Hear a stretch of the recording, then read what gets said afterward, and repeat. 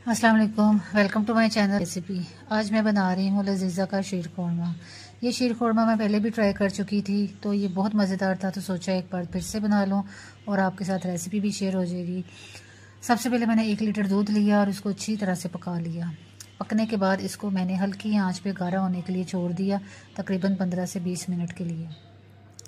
यहाँ पे मैं बताऊँ आपको कि ये वैसे तो शीर खुरमा घर में भी बन जाता है, अगर आपके पास ड्राई फ्रूट्स मौजूद हैं, सवैयाँ हैं, चीनी है, तो शीर खुरमा घर पे भी बन जाता है। लेकिन आजकल ड्राई फ्रूट्स इतने महंगे हो गए हैं कि हम तमाम ड्राई फ्रूट्स नहीं ले सकते, बहुत एक्सपेंसिव हो गए हैं आजकल ड्राई फ्रूट्स।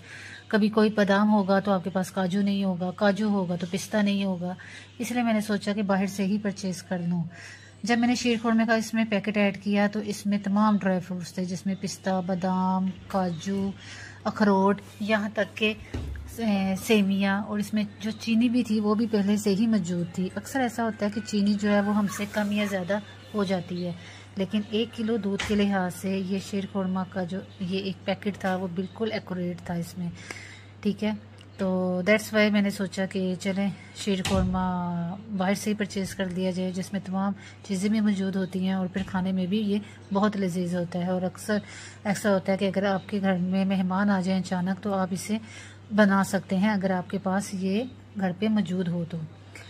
इसी तरह इसको मैं गाढ़ा करती गई। जब ये अच्छी तरह से गाढ़ा हो गया और तमाम चीज़ें इसके अंदर हल हो गई, तो फिर इसको जो है आप किसी बाउल में निकाल लें और आपके घर में अगर कोई गेस्ट आए हैं तो उनके लिए पेश करें, नहीं तो आप खुद खाएं।